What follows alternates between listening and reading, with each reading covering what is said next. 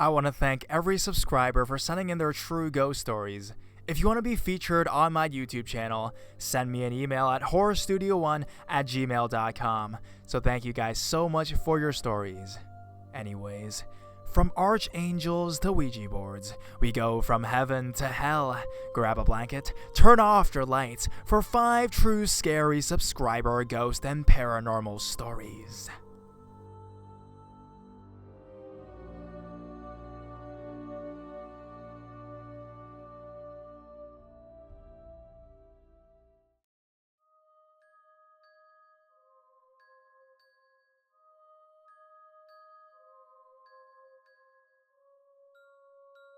Sub Ghost Story.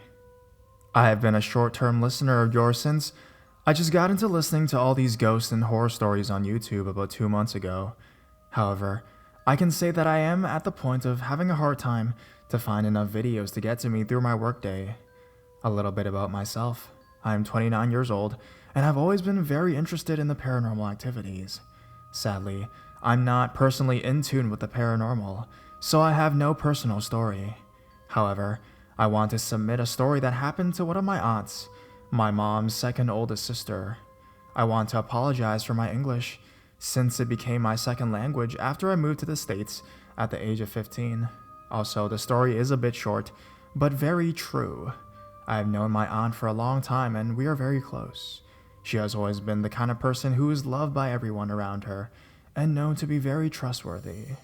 So, the story happened in Taiwan in 2009, where my grandfather was going through a lot of illness. Upon leaving the hospital after visiting my grandfather, my aunt got into the elevator. She pressed the button, B1, for the first floor in the basement where she parked her car, and the hospital had a second floor in the basement as well, which is very common for buildings to have more than one basement floor in Taiwan. As she quietly stood in the elevator by herself and watching the numbers on the display panel slowly descending to her floor, the elevator did not stop at B1 where she parked. The display showed B1, then B2. At this point, she thought the elevator was probably just malfunctioning, so she was about to reach her hand out to press the B1 button again. With her eyes still looking at the display panel, B2 turned into B3, which is a floor known not to exist in this building. At this point, she was very confused as the elevator stopped, the elevator door slowly opening up. She saw light coming through the opening. She was confused to see a normal hospital lobby with doctors, nurses, and patients just walking around. The lighting seemed normal, and people in the lobby carried on their conversation like you would see in a normal hospital lobby. With the confusion on her face, she noticed everyone had a tag on their wrist. For a moment, she did not know what was going on, but she soon realized those tags. The tags are the tags that the hospital uses to put on dead bodies' wrists as identifying of a passing. At this point, she was scared and pressed the button to close the door rapidly. As the door closed, the elevator started to ascend to B1, where she originally wanted to go. She got into her car and sped out of the hospital. Thank you for reading this, and hope this is an interesting story.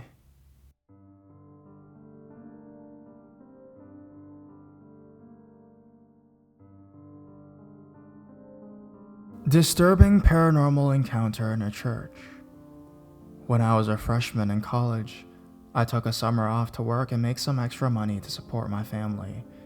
There wasn't much in the way of decent jobs where I lived, as the local economy sucked, but I managed to score a pretty sweet deal. I'm Native American, and the local tribe sponsors a program where people under the age of 25 can choose a local job and work in exchange for the tribe paying them instead of the business. I had a few prospects, but settled on a custodial job at a local church.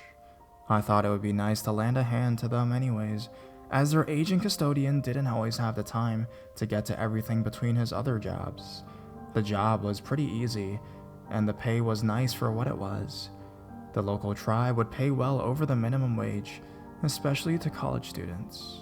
The custodian gave me a rundown on what I was supposed to do to take care of between services, but after that, I was on my own for the remainder of my time working there. Like I said, the job was easy enough. I'd arrive at around 7 a.m. in the morning and pick up what little trash may have accumulated on the lawn, moving inside and vacuum where necessary, maintain the bathrooms. Every few days I dusted or did lawn work, but the majority of my work was inside the church. The other custodian did the mowing and lawn work in the evenings after I left. The only problem I had with it was that the church didn't have the money to run the AC during the week when no one was there, so the church was extremely hot inside. I really enjoyed being able to work on my own though, and the peace and quiet was much appreciated. I was supposed to work 8 hours a day, but my work rarely took more than 5 or 6. I tended to work pretty slow, so I would still have something to do throughout the week. At one point, the manager of the program told me that if I finished work early, I could take a paid siesta on a comfortable couch at the church. A job that pays you to take a nap sounds like a win-win, right? Let me tell you a little bit about the church. It was the second largest in the town I lived in, but it wasn't too terribly massive. There were probably 50 or so rooms, with about 2 to 3 subrooms within those rooms. Most of them were rarely used though, so I didn't have to clean them much. The church was split into 2 buildings, the main building, which was where the services and most of my work took place, and a fellowship building that was located down a short walkway from the main building. The main building itself had a few quirks. The main sanctuary where the services took place was in the center of the building, with large double doors out front, and the rest of the church was built around it. I think the sanctuary was the original church, but as the church grew, they built around it. The outer portion of the church was sectioned into 3 long hallways, with classrooms littering the halls. The hallways formed a very angular, upside-down U-shape around and behind the sanctuary.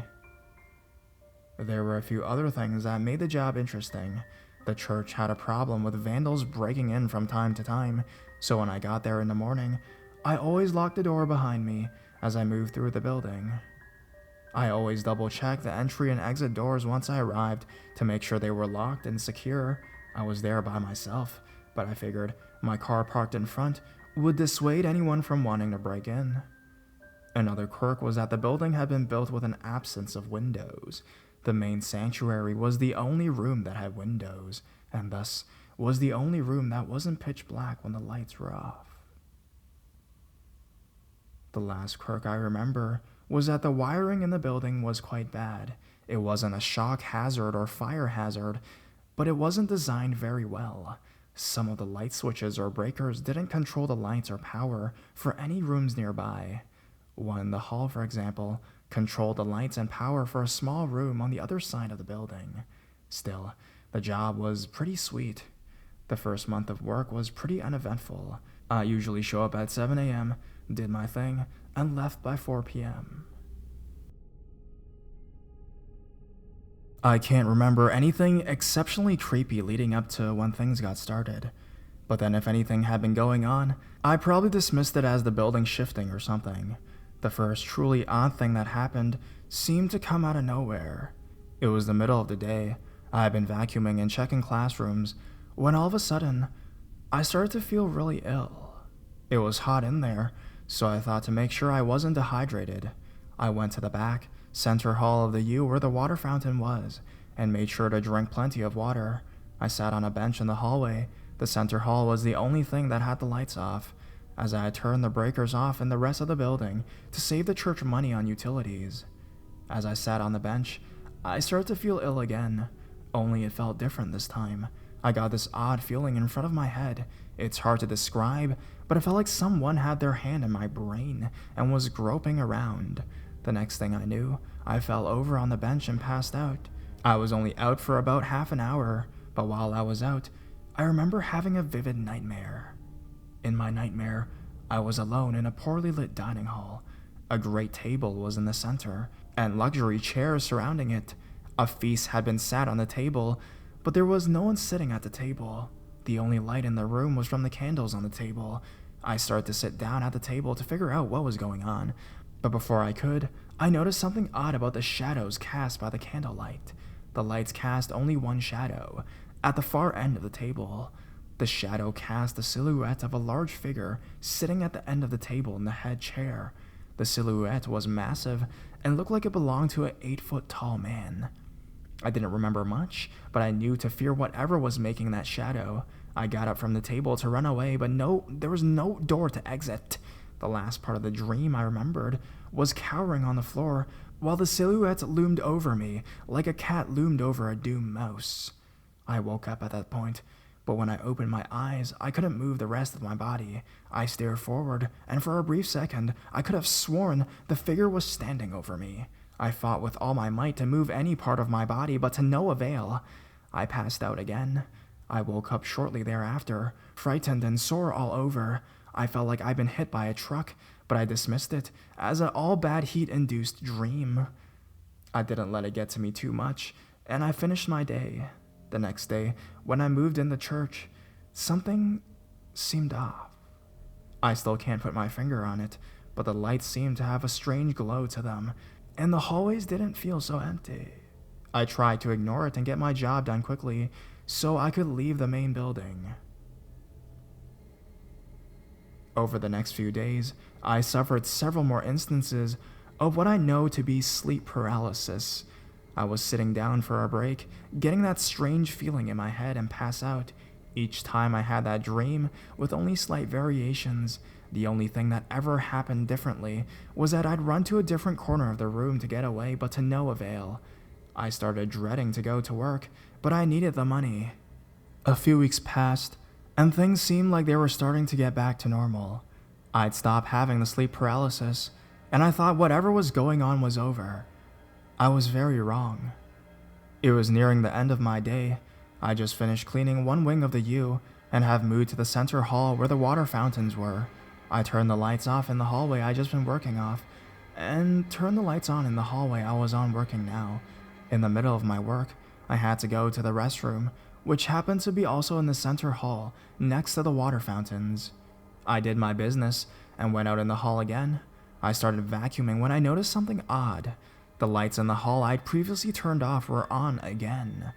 I initially dismissed it as me forgetting or misremembering and tried to work, but I kept getting this awful feeling. When I got to the far end of the center hall, away from the aforementioned hall, I heard a large crash. I rushed back to the hall, thinking the ceiling must have collapsed or something, only to find that no such thing seemed to be disturbed. Bewildered, I decided it would be best to forget the whole thing and get back to work. As I was at the point in the hall where I was when I heard the loud crash, when I heard another sound, it was a door hinge creaking.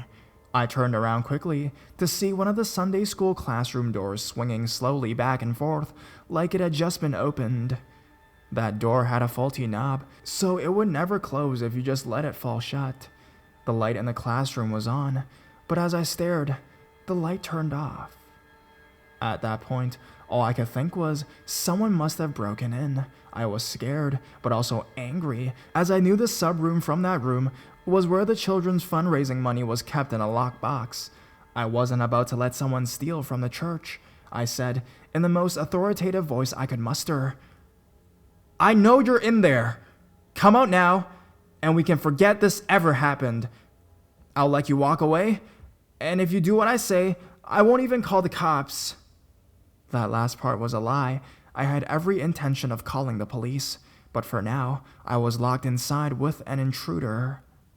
Slowly approaching the classroom, I pulled out my utility knife. When I got to the door, I pushed it forward and entered the room quickly, knife in one hand and a flashlight in the other, looking in both directions. When I saw no one, I quickly moved to the sub-room and checked it out. Again, I saw no one. I went back to the light switch and flipped it on. I swear, I checked every square inch of that room. No one was there. At this point, I was very unsettled. It was about 3:45, so I decided I'd finish the rest of the cleaning later. I turned the lights off again, this time feeling dread with every switch I flipped off. As I was at the end of the center hall, again, almost where I'd been standing when I heard the other noises, I heard the door creak again. I turned quickly, shutting my light down the hall to see the door moving back and forth again. The light flickered on again, only this time it was different. The light was on, but there was a darkness in the room so black that it seemed to be eating the lights surrounding it. I didn't care anymore. I turned to run out there as fast as I could. I heard the door behind me slam open. followed by the sound of a large lumbering steps following me down the hall. I ran to an exit door at the other far end of the U, quickly unlocking the door and tumbling out, falling to the ground. I got back up and pushed the door closed, reaching for my keys to lock it. I held the door closed, but could feel someone on the other side pressing against them with a tremendous amount of force. I looked through the glass section on the door, but I couldn't see anyone on the other side. Eventually, after struggling against whatever was on the other side of the door for what seemed like forever, the pressure stopped, and I was able to shut the door all the way, reach for my key, and lock it. I called in sick the next day, which was luckily a Friday.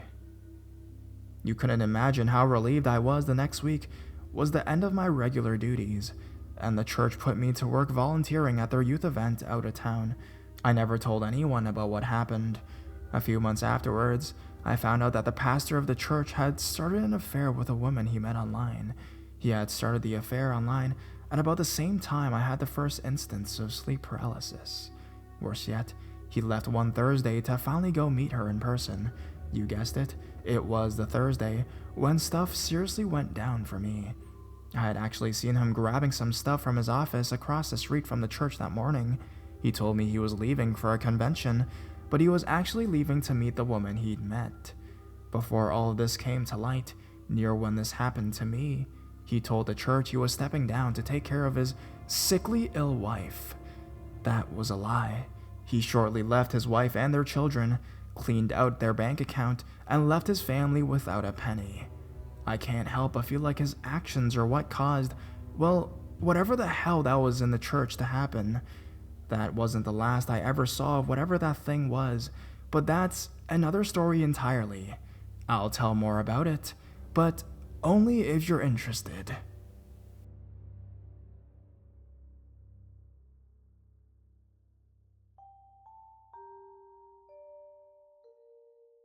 Ouija board stories. Hello HS1, I love your channel so much. Thanks for caring about your fans and always coming out with new videos every day. I really appreciate it. Here are a few stories about some of the times I've done the Ouija board.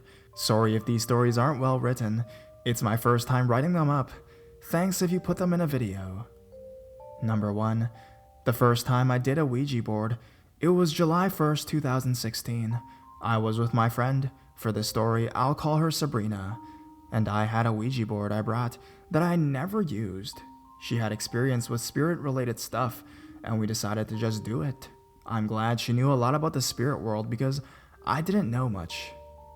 Earlier that day, since we planned that out, we brought some sage to help cleanse the room, and when the time came, we burnt sage and said protection prayers. We also lit candles to help cleanse the area. We started talking to dead celebrities mostly. We tried talking to Princess Diana, for example. It worked very well, and her spirit was pretty nice. She mentioned how her death was planned, and how if she could come back, she would study biology. Pretty basic stuff with the celebrities. We also tried to talk to David Bowie's spirit, who was also really nice and really open. Then we tried to talking to a kid who committed suicide at our school. While he wasn't rude with us, he wasn't happy with us talking to him either. I believe he was still trying to move on. It was kinda sad talking to him. He really missed his friends. We knew this wasn't fake because our fingers were slightly hovering over the planchette when using the board. Our fingers couldn't have moved it. We also contacted Cleopatra, and she was slow at talking, but she was nice and willing to talk to us. She mentioned how she only enjoyed being queen for a while. The whole experience was so strange. I'd never done this before, and the reality of it was mind-blowing. I was scared yet intrigued. If you do a Ouija board, please research first, everyone. When we were done, I swear I wasn't being paranoid, but I could hear footsteps and could see shadows afterwards, despite closing the session properly. I used to have a video of me doing the address. If you want me to send it, I'll try to find it. The scary part is when we tried talking to Jesus. He was extremely strange. He kept moving to random letters and starting doing a sequence on the board. For example, 1, 2, 3, 4, or A, B, C, D. If you don't know, a sequence on a spirit board is a terrible sign. It means they will get out of the board, and if you don't stop them before they finish their sequence, they will be able to escape the board, even if you say goodbye. A few others kept doing random combos of letters, and it was quite freaky, and we didn't know what it meant. We also talked to Sabrina's grandma. Sabrina's grandma died, and she loved her so much, so we thought it was a good idea to talk to her. It worked well, and the grandma was kind to us and would answer all our questions. For some reason, though, she acted weird. I don't remember exactly because it was a very long time ago, but my friend and her grandma are from England, so they spell mom like M-U-M. So whenever we talked about Sabrina's mom, she always spelled it the American way, even though she's English. Not a major deal, but it was suspicious considering that some of her answers were off too. 2. Another time I did the board, I was with my friend Karen. I did it with her after my friend Sabrina and I had done some research, so I knew how to do it safely. My friend and I tried to talk to Kurt Cobain and David Bowie. They didn't want to communicate. For them, asking them to say yes or no to communication was slow, which made sense because neither of them wanted to communicate. But when we tried talking to John Lennon, he communicated with us. He was extremely willing and he was very friendly with us. Also, he was funny. A random fact, but we offered him a cookie and he said he wanted it, so we left one out. The next morning, he didn't eat it, obviously. We talked to Freddie Mercury too, and he was willing as well, but he had a crush on one of his bandmates. Another funny thing that happened is that we communicated with Abe Lincoln. He was willing to talk to, but we found out he was a closeted gay. Of course, we never truly know who we're talking to. The person talking could be a liar or a demon. Number 3. On July 28, 2016, Sabrina and I did the Ouija board again. It worked again. It always worked the best with her because her connection with the paranormal. We tried talking to a spirit called the Old Chinese, a very strong and wise spirit. Kate's mom's friend had talked with him a lot for advice and seances and such. When we talked to him, he was the most aggressive and strong spirit we'd ever talked to. We were ecstatic. We had never had such an active spirit before. He answered right away with the planchette instead of taking a minute or two like the others, but here's the thing. Though he was talking to us, he was spelling out weird and unreal words like ZUUGBRXG. That was one of the things I recorded that he spelled out on July 28th, the day we did it. We had no idea what he meant. We researched, but it made no sense, and there were no results. Also, when he asked if he was lying to us, he said yes. We asked him if he did it on purpose, and he said yes. We got a bad feeling and ended the session immediately. Thanks for reading. Hope you include it in your video. If you want more details, I can add some.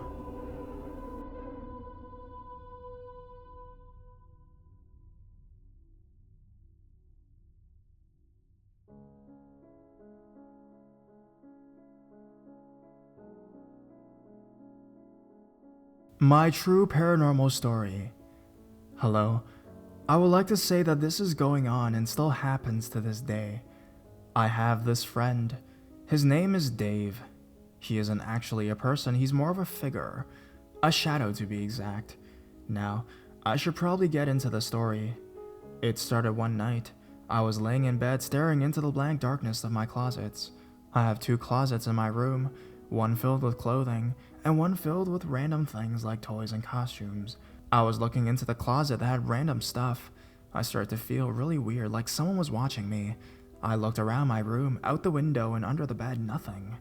I stared back into the closet, and I noticed that I couldn't see the outlines of the costumes that hung there. Something was in the way. Let's just say I was terrified. I hid under my covers, almost in tears from what I remember. This continued for a few months. I felt a weird watching feeling, and then I would hide under my covers. I would wait a few minutes and then come out when I felt safe. But honestly, I never felt safe. Then movement started to happen. I would see stuff walk by my door, blocking some of the outside light. I would feel pressure on the shoulders when I sat at my desk. Markers and pencils started disappearing from my desk as well. One night, I put my retainer in my mouth before I went to bed, a mandatory thing I was required to do. I still have to wear it till this day, so I put it in and went to bed. I woke up in the morning and went to take it out and it wasn't there. I went into full panic mode. I ripped the sheets from my bed, pulled every stuffed animal from my bed, tore apart my bedroom. I couldn't find my retainer. I definitely put it in the night before. I went to tell my mom that I had lost my retainer, but right before I left my room, I noticed that it was sitting in the middle of my bed. But how?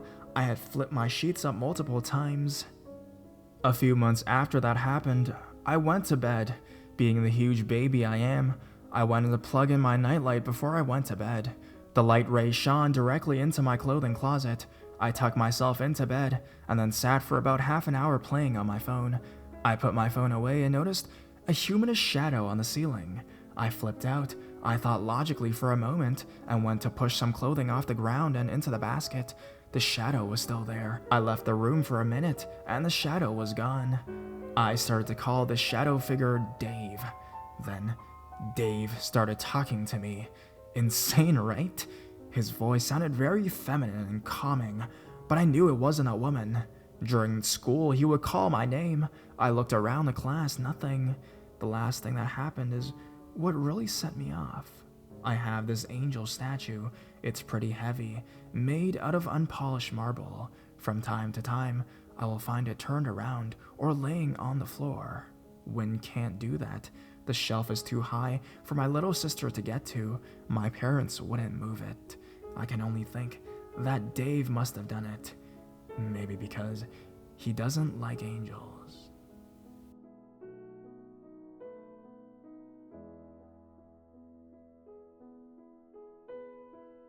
My angel experience. This is Jazz. I messaged you over YouTube about my interest in sharing my angel experience with you. Firstly, I just want to say that I love your videos, especially the paranormal ones. I've only subscribed to a limited YouTubers that do these kinds of videos, including you, and I find that yours are the most compelling and interesting stories. Keep up the good work. I know I'll always be subscribed to you and supporting you. I can't believe I didn't discover you much earlier. Secondly, no hard feelings if my story is not video material, but just a chance to email you is still awesome for me. Well, here it goes. My experience with an angel happened to me over 2 years ago. During this period, I was very down. I was working for a law firm in the city, but inside, I wasn't enjoying myself. Every day I would come home upset. As days continued to go by, that morbid and empty feeling grew worse, and I felt like I wanted to do anything but work there. It was on a Sunday afternoon, and I was really dreading about work the next day. I was sitting on my bed, and it was quite dark as it was around 5:50 p.m. The thought about work tomorrow and my career in general broke me into tears. I closed my eyes and I just took deep breaths. I kind of prayed for help, any kind of help. I'm not the religious type, but I needed something, a miracle, anything to help me get through this bleak period. Then it happened. I saw something while my eyes were still closed. From pitch black and nothing, I went to seeing a bright orange-yellow sun. It was setting down very slowly. I then saw a giant dark blue ocean. I could see the waves crashing gently, and the sky turning a bright pink and orange color. I was confused and baffled, but at the same time, I didn't want to open my eyes. It was too vivid and real. A man then appeared. I don't know how to exactly describe him, but he was the most beautiful man I'd ever seen. He wore an unusual bronze-colored armor that covered his broad, muscular chest. He held a large sword in his right hand. His wavy hair was dark brown and up to his shoulders. His skin was a tan bronze color. He looked like he was in his 30s and had a serious expression resting on his face. I don't remember the color of his eyes, but they were alluring and magnetic. His face was the most attractive and masculine face I'd ever seen. It was sort of like a man that's portrayed on the front cover of those romantic novels, Fabio, but this person was far more beautiful. He had a sharp, chiseled jawline and a long nose. He was standing confidently in front of the sun. The first thing that awkwardly came out of my mouth was, "Beautiful." I just kind of sat there confused. Eventually I asked him, "Who are you?" In a firm and masculine voice, he answered, "Michael." I didn't say anything. I didn't know who he was. He leant his left hand out to me, while his thin lips formed a slight, partial smile. He told me in a confident manner, "I believe in you, but have more faith in yourself." Before I could say anything or reach up and touch him, he vanished. Everything vanished, the man, the sun, the ocean. It all turned pitch black like before. I would say the whole experience happened in maybe less than a minute. I opened my eyes and I felt warm and comfortable. I wasn't sad, but kind of happy. I immediately jumped up onto my laptop to figure out who this man was. I typed in the name he told me, Michael, and the first thing that popped up in the search engine was Michael the Archangel. I was stunned, and I was certain that the man I saw in my vision was him. It was Michael the Archangel. Contrary to how people perceive angels with big gigantic wings attached to their backs, the man in my vision didn't have wings. He just wore medieval bronze armor that even covered his hands. I went on to one particular site, trying to figure out whether the description of the man was the same as Michael the Archangel. In one site, I couldn't believe it. They stated that Michael can come in all sorts of forms, but his main form is him dressed in medieval armor, just like my vision. He would have long, brown, wavy hair, again just like my vision. He always holds a sword in his right hand, just like my vision. I then continued the search, and found that Michael's planet is the sun, and that's what I had seen. His particular day is Sunday, and one of his numbers is 6. This was completely astounding, because today was a Sunday, and the vision happened at around 6 p.m. I shook my head, bewildered. It couldn't have been a coincidence, and I don't know anything about archangels. I do believe that Michael did come down to comfort me. Since that day, I quit my job only a few weeks later, and I'm in a much better place. I never had a vision like that before, but I always include Michael in my prayers. Whenever I feel upset or need comfort, I call on him, and immediately I would feel better. Sometimes at night, I would feel a warm, tender hand resting on my cheeks as I tried to sleep. Whenever I need help to solve something complicated, things will work out just me remembering his name. Now, I am a firm believer in angels, and I've never forgotten this memory. Well, I hope you had a good angel experience that you could possibly incorporate into one of your videos. But as I mentioned before, no hard feelings if this isn't the material you're seeking. Let me know if you need more details. I do have other very minor paranormal experiences, but nothing comes as close as this. Once again, thank you for letting me share this with you. Cheers, Jazz.